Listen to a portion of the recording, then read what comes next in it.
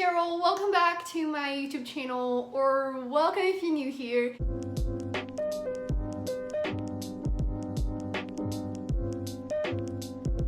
Today I'm doing my January wrap-up. So basically I'll be talking about all the books that I read last month. Even though this is only the first month of the year, I feel like this might have been my best reading month ever. I read a total of 11 books, which is not common for me at all. I usually read between 6 to 8 books, and I'm super proud of myself. So I'm really excited to share all the books that I read with you guys in this video. But without further ado, let's talk books. So the first book I'm going to be talking about is actually a book that I didn't read in January. I forgot to mention it in my December wrap-up. I completely skipped over it, and if you want to check my video, I'll link it in the cards and down below. But that's Dare You to Lie by Amber Lynn Tush. I picked up this book because Kayla recommended it, and she doesn't usually read thrillers, so I thought, hey, I'm gonna give this a go. I've never heard anyone talk about it, and now I know why. This was not my favorite book. I'm starting to learn more about my reading taste, and I've also realized that mystery YA thrillers are not doing it anymore for me. I would much rather read an adult book than a YA one. I feel like because it's YA and we don't really get to know the characters in much depth. So this story follows Kai, who is moving back into her old town after her father was framed for a murder. In her old town, people are still talking about her because of some pictures that were leaked a couple of years back, and she wants to expose the town's secrets, but she ends up getting into so much trouble. What I didn't know about this book is that it's part of a series, so we didn't have an ending. We need to read the second one to fully understand what happened in this first book, and I just don't like that. I wasn't expecting it, and I don't feel the need to continue on reading because I don't care for the characters. I don't care what happens to them. I wish it could have been just a standalone, but now that it's a series, I have no interest in reading this. Overall, I gave this 3 stars because it wasn't bad. It just wasn't my favorite. As I read a lot of thrillers, this also felt a little unoriginal and just not something I would go crazy over, you know? So yeah. But let's now talk about the books that I actually did read in January. The first 3 books I read were part of a series, and those are Wicked by Sarah Shepard, Killer by Sarah Shepard, and Heartless. All 3 of these are part of the Pretty Little Liars series. I am completely obsessed with that TV show. If you didn't know, I love that. I've watched that show over 7 times, and I did do a video dedicated to it where I read like Spencer Hastings. If you're interested, I'll link it in the cards and down below. So I wanted to give the books a go because I thought, well, the series was inspired by these books, so they're probably just as amazing. But what I didn't know is the story from the books are completely different than from the TV show, which is not a bad thing. I personally prefer the plot of the TV show, but I did have a fun time reading all of these books. I won't give you the descriptions of these exact ones because I would be spoiling the series, but these books follow these group of teenage girls who are really close friends, but sadly one of them, called Allison, goes missing. The girls start to get text messages from someone named A, who knows all their darkest, deepest secrets, and they think it might be Allison pulling a prank on them, but Allison's body is found, and now they're completely shocked and scared because someone out there knows their secrets and is threatening to expose them.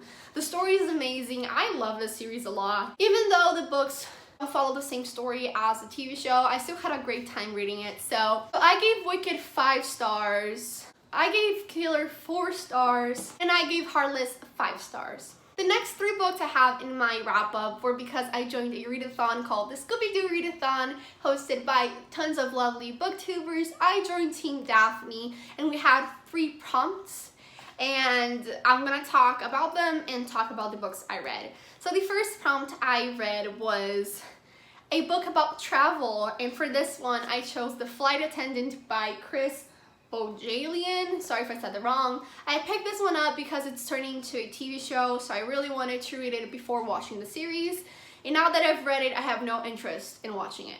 This was one of the worst books I've ever read, which sucks because this book has been on my shelves for over 4 years now, and I finally had the strength to pick it up and finish it, and I wish I didn't. So let me just talk about the story before I talk about why I disliked it. This book follows Cassandra Bowden. She's a flight attendant, and one day she wakes up after a flight and she's in a bed in a hotel and she's drunk, and she looks to her side, she finds a dead man. Now she doesn't remember if she killed this dead man, how she ended up in this room, so she just leaves and it goes from there. The story sounds very interesting and I thought it might have been extremely shocking and fun. This book was extremely boring to read about. The main character is extremely annoying. She's a drunk who doesn't know what to do with her life, and she just complains all the time. She makes terrible decisions, and she blames it all on her drinking problem. So this is a spy thriller, which is something I don't usually like to read about, and I didn't even know going to this book. But the thing that bothered me the most is all of the characters that were introduced in this book were so alike that I didn't understand what was happening. And when the end was revealed and we knew who was doing all of these things, I actually went, huh? Because I didn't know who they were talking about. I didn't know which person it was from all of the people mentioned in this book. None of them had any specific characteristics that you knew who they were talking about. They were just all bland and boring. The ending was extremely bad. I did not like how the story went out. I didn't like the plot twists. I didn't like the storyline. I felt like this was just such a pain to get through, which sucks because Penny from Big Bang Theory is doing the series, but I'm gonna have to skip on that one. It just doesn't work for me. It was just bland, unoriginal, and I don't recommend this one. In the end, I gave this 1 star. The second book I read for this readathon was a book where someone needs saving. And again, I picked a TBR veteran, and I chose Watching Eddie by Camilla Way. We follow 2 characters, Eddie and Heather, and basically we follow the past and the present. Back then, Eddie moves into this town and she meets this girl named Heather and they become best friends. A few years later, Eddie is extremely scared of Heather and she doesn't want to talk to her or get into contact with her anymore because of something that happened back then. Now, this story was extremely gripping. I read this in a whole day, which is not common with TBR veterans. They usually are on your shelves for a reason because you think you might not like them. But this was a whole ride. I didn't want to put it down. I read it through a reading sprint and it was just super easy to get through. I loved the characters, the back and forth. It was all interesting, and then the ending came, left me feeling empty. This book took a turn that I was not expecting, and it didn't need to take this turn. I thought she was going a completely different way with this plot twist that was gonna happen, and the plot twist she chose made me feel extremely sick. I was not warned for this. I feel like this might be extremely triggering for some people. It lowered the rating for this book for me. It was gonna be a 5 stars, and then I lowered it to a 3 stars because of the ending. I just didn't find it necessary. It was extremely graphic. It wasn't a gory graphic. It was just an extremely uncomfortable, stomach-turning graphic that is not enjoyable for anyone to read about. I just didn't like the way she went about this. And another thing that made me really upset was the mental health representation in this book. In thrillers, people with mental health problems are often perceived as crazy, or that's the reason why they're doing all of these terrible things. This book was exactly like that. Throughout the story, we realize that one of these characters is not mentally well, and they're often described as crazy and all of those terrible words we know we don't need to read about and know there are other ways to go about it. So this book had a better plot than it did with its development and its execution. Do I recommend it? Yes, if you go into knowing what I know now. The last book I read for the Scooby-Doo readathon was a book with a pretty cover, and I decided to finally finish the Pretty Little Liars series. So I finished with Wanted, and oh my god, this was not good. This is the 8th book of the Pretty Little Liars series. We find out who this other A is, and I hated it. I hated this plot twist. I thought it was bland, I thought it was boring, it made no sense, And I don't know if I was biased because of the TV show and I was expecting something like, wow. But it just didn't work for me. I thought this was just a bad way to finish a series. I actually bought the 9th book before finishing this one, and I kind of don't know if I want to continue on because of how this left off. It was just not my favorite, so I don't know if I would recommend it to you. But yeah, it was a 2 stars, not my favorite, sorry. So the next book I read because of a book club, and that was the Sugar and Spice book club hosted by my lovely friends Manda from Ginger Snapped Reads and Kirsten from Kirsten's Corner, and I obviously had to join in on the fun, and the book they chose for this month was A Simple Wild by E.E. Tucker. This was a romance book because their book club is solely focused on romance. And I actually thought I was not going to be able to read this one, but then my lovely friend Jess from Books Best Bedtime, she gifted me an ebook for this, which is so sweet. I love you so much, Jess. Thank you, thank you, thank you. Everyone go subscribe to her. She deserves it. We follow this girl who has never had contact with her father, but then one day she gets a call and finds out that her father is suffering from cancer and is about to die soon. So she decides to go to Alaska, where he lives, to spend his last few months with him. And while she's there, she falls in love with the pilot of the story, and it was okay. I am not really a romance reader, but some things really did bother me in this book, where the remarks the love interest was making, those pissed me off. The amount of times he talked about how she looks better without makeup, how she should remove her makeup, how her makeup makes her look ugly, how he doesn't like makeup, just made me so upset. Boys need to understand that girls wear makeup for themselves, not to impress anyone else. It's just something that we like to do, and if you don't, that's totally okay, but it's just something that we do for ourselves. And the fact that the author was a woman, and she made sure to include that in the book, pissed me off. Why would you put that in a book where people are gonna read it, young girls are gonna read it and think that's okay? And this is a bit of a spoiler, but in the end, she removes her makeup and it's like, oh my god, I told you look so much better without makeup. That bothered me so much. I felt like that was extremely unnecessary, and it just made the story go downhill for me. Also, the romantic interest was extremely annoying. This is sort of a bully romance. He just keeps poking her throughout this whole book, making sure she's annoyed with him, and that just bothered me because he had no reason to do what he did, or no reason to be making sure her life was hell. So I just didn't like the main character, and that's why I wasn't rooting for them, and that's why I feel like I didn't enjoy this book as much, because why would I want to read a romance book where we know the characters are gonna end up together if I don't want them to end up together? So in the end, I ended up giving this book 3 stars. It's not the worst romance I've ever read, but I feel like if you go into the book knowing that there are some extremely sexist remarks and that the main character isn't likable, you might like the story a lot more than I did. The next book I read is a thriller, and that's The Cousins by Karen M. McManus. I've now read all of her published books, which makes me so happy. So, if you didn't know, she's the author of One of Us is Lying, a very popular YA thriller. Also, I don't know why I decided to give this a go, knowing that YA thrillers aren't working for me anymore. So I decided to read this with Brayden from Brayden's All About Books.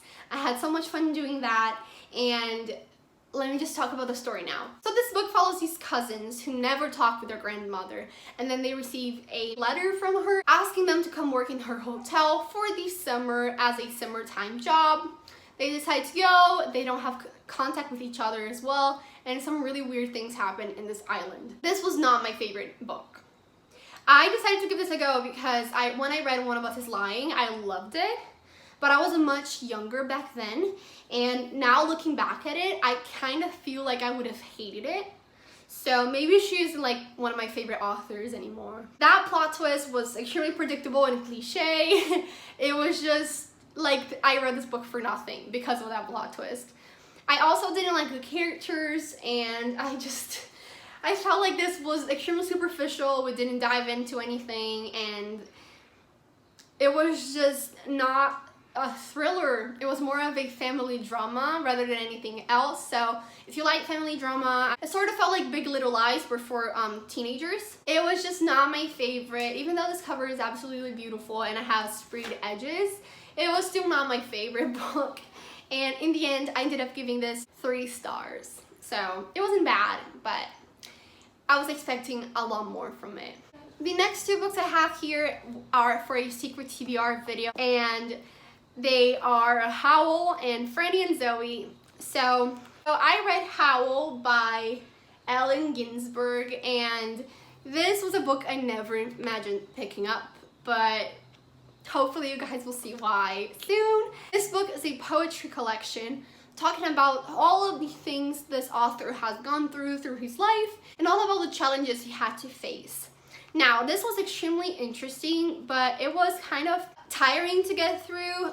His writing style is very particular and it's very hard to understand what he's talking about, or at least I'm dumb. I don't know, one of these 2. If you've read this, let me know down below if I'm dumb or if this is just hard. I ended up not rating this because this felt like a biography or a memoir, so I felt like I didn't have the power to rate this because it felt so personal and it felt so emotional. It just didn't feel right to read this. But in the end, I did really enjoy this. It was a bit confusing. I still feel like I don't understand the story fully. I need to reread it like 10 times to get the whole meaning of this. But it was fun, it was interesting, and I do recommend it if you want a challenge. And the next book I read was Frannie and Zoe by J.D. Salinger. And J.D. Salinger is becoming one of my all-time favorite authors. I've read 9 stories in The Catcher in the Rye by him, and both of those I love so much. And this is the same case. I loved this story. So we follow 2 siblings, Frannie and Zoe, and just how they go about life. It feels like he's talking about nothing throughout the story, but there's so much stuff underneath the words for you to understand. It's just incredible. I've never read anything like this. This was amazing. I just love reading J.D. Salinger books. If you like any of his works that I haven't read already, please let me know down below. I need to get some new recommendations. But I just really enjoyed this. It was easy to get through. It was a classic that didn't feel like classics usually feel, like boring and tiring and heavy. It was interesting. I wanted to find out what would happen with these characters. I wanted to find out why this book was actually a classic and what made it so special. And I did find out, and it was just wow. I definitely recommend this one. In the end, I ended up giving this 5 stars. It just deserves it, and I really recommend this one. And finally, the last book I read in January was By the Book by Amanda Sallet. This was our Accorda Books book pick for January, and I do have the live show for this book on YouTube if you want to check it out. I'll link in the cards and down below. This book follows this girl named Mary. So she takes advice from these classic books and these heroines on how to live life, how to survive high school, and how to find the perfect guy. And soon she finds herself falling for the guy that her survival guide says a big no-no to. Now, this was a super cute story, but it just didn't deliver. It was an okay book. It was, again, a YA contemporary or a YA romance. So it was extremely superficial and the characters didn't have a lot of development. The story lacked a little bit. It just didn't feel like I really knew what was going on. All of the characters, again, were nothing special. I didn't really know who they were talking about at times. The names never stuck with me. I was just following along with the story, but I never felt invested in it. So in the end, I ended up giving this book 3 stars. It wasn't bad, but I just felt like the plot was extremely interesting, but the book didn't deliver. The book felt a bit disappointing. So yeah, you guys, that was the end of this wrap up. Hopefully you guys enjoyed. Let me know down below how many books you read this month. I would love to know. Thank you guys so much for watching. I hope you enjoyed. If yes, give this video a big thumbs up and subscribe down below to be part of this wonderful family. I would love to have you here. Thank you so much for watching, and I'll see you guys in the next video. Bye!